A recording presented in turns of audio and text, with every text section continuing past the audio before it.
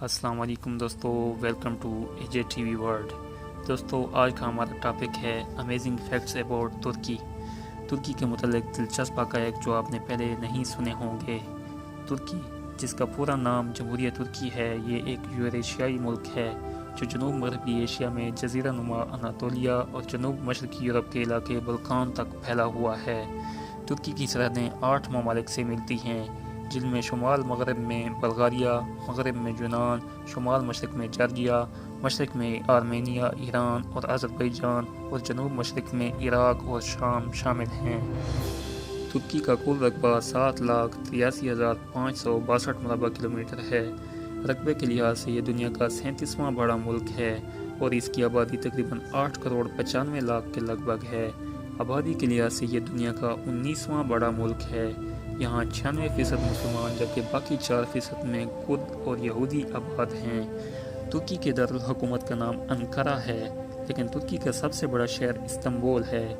ये आबादी के लिहाज से तुर्की का सबसे बड़ा शहर है।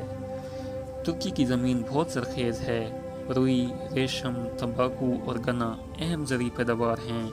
मादनियात में कोयला, क्रोम और तांबा काबिल ज़िक्र हैं, जबकि शीशा, कागज़, कपड़ा, कालीन और सिगरेट बनाने के बड़े बड़े कारखाने मौजूद हैं।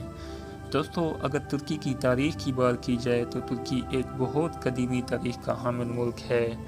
6वीं सदी ईस्वी में मंगोल यहाँ आकर आबाद हुए, जबकि यहाँ इस्लाम का दौर 8वीं सदी ईस्वी में शुरू हुआ। यहाँ पर अरबों ने कई नाकाम मुहासरे भी किए, लेकिन इन्हें कोई कामयाबी नहीं मिली। बिल आखिर मई 1453 में सुल्तान मोहम्मद फ़ातेह ने इसे फ़तह कर लिया।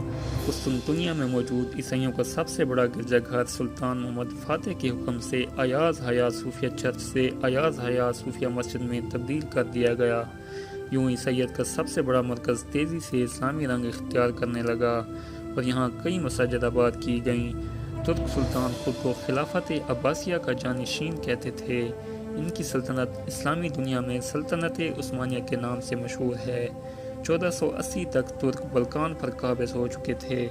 16वीं सदी के आखिर में इनकी सल्तनत मिस्र, शाम, अरब, इराक़, शुमाली अफ्रीका, ईरान और हंगरी तक फैल चुकी थी।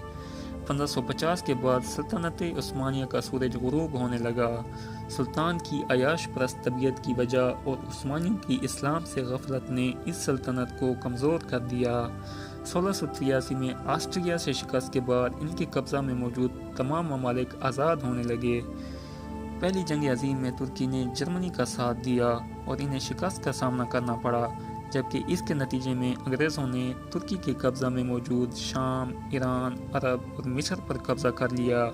इस जंग की वजह से तुर्की की अवाम में सुल्तान अब्दुल हमीद की हुकूमत के ख़िलाफ़ नफ़रत फैल गई और एक फ़ौजी अफसर मुस्तफ़ा कमाल पाशा ने 1920 में अंकारा में एक आर्ज़ी हुकूमत कायम कर ली। तुर्की कौम ने इसका साथ दिया और यूनानियों को अपने मुल्क से बाहर निकाल दिया।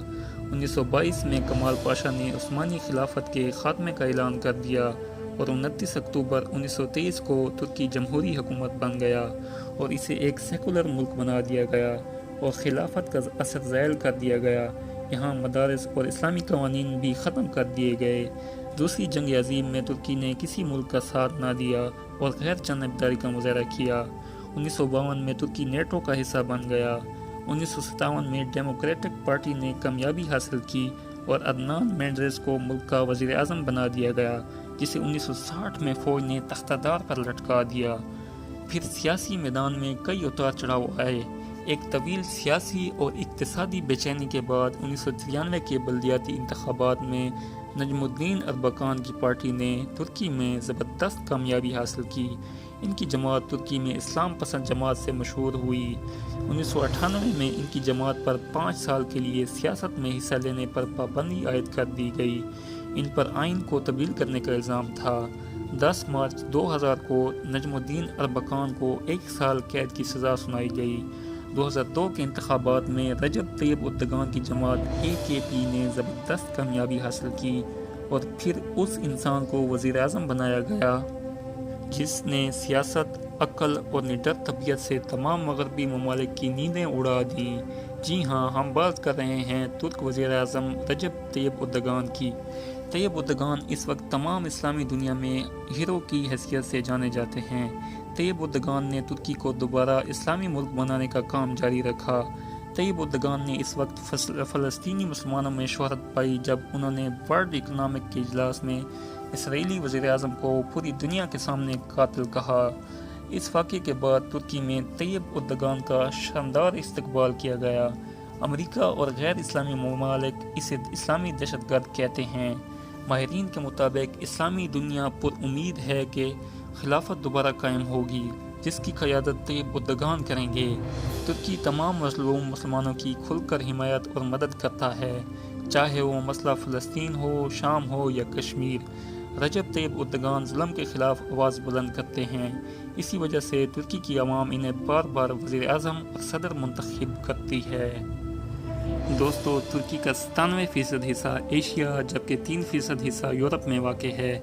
ترکی کا شہر استنبول جو کہ آدھا ایشیا اور آدھا یورپ میں واقع ہے، دو براعظموں ایشیا اور یورپ میں سنگم کی حیثیت رکھتا ہے۔ قدیم ترین شہر ٹروے نئے دور کے ترکی میں واقع ہے۔ ترکی کا سب سے بلند ترین پوائنٹ کوہ ارارات ہے اور یہ 5137 میٹر بلند ہے۔ ترکی کی آب و ہوا گرم ہے جو کہ فصلوں کی پیداوار کے لیے بہترین ہے۔ اس کے علاوہ مویشی اور جنگلات یہاں کی بہترین صنعتیں ہیں۔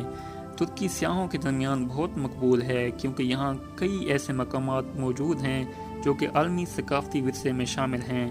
ترکی کا سب سے بہترین آرٹسٹ میامر سینن تھا۔ یہ 1497 میں عیسائی گھرانے میں پیدا ہوا، تاہم بعد میں اس نے اسلام قبول کر لیا۔ اس نے 321 عمارات ڈیزائن کی جن میں سے 85 عمارات آج بھی موجود ہیں۔ استنبول شہر میں ایک قدیم ریلوے ٹنل بھی موجود ہے جسے دنیا کی سب سے پرانی اور دوسری بڑی ٹنل ہونے کا اعزاز حاصل ہے۔ اگر جی ڈی پی کی بات کی جائے تو ترکی کا جی ڈی پی $2.5 ٹریلین ہے۔ جی ڈی پی کے لحاظ سے یہ ترکی دنیا کا 17واں بڑا ملک ہے۔ ترکی کا سب سے مقبول ترین کھیل فٹ بال ہے۔ اس کھیل میں ترکی کی قومی ٹیم 2002 میں ہونے والے ورلڈ کپ میں تیسرے نمبر پر رہی۔ اس کے علاوہ باسکٹ بال اور والی بال بھی ملک کے مقبول ترین کھیل ہیں۔ پودوں کی 9000 اقسام میں سے 1/3 اقسام ترکی میں پائی جاتی ہیں۔ اس کے علاوہ 5 منفرد ممالیہ جانوروں کی اقسام بھی یہاں پائی جاتی ہیں۔ دنیا کے 1/4 گلاب کے پھول ترکی میں پیدا ہوتے ہیں۔ آئل ریسلنگ ترکی کا قومی کھیل ہے۔ گرے وولف ترکی کا قومی جانور ہے۔ دوستو، یہ تھی ہماری آج کی ویڈیو۔ امید ہے آپ کو پسند آئی ہوگی۔ ویڈیو کو لائک اور شیئر ضرور کریں اور مزید اس طرح کی انفارمیٹیو ویڈیوز کے لیے ہمارے چینل کو ضرور سبسکرائب کریں۔ شکریہ۔ اللہ حافظ۔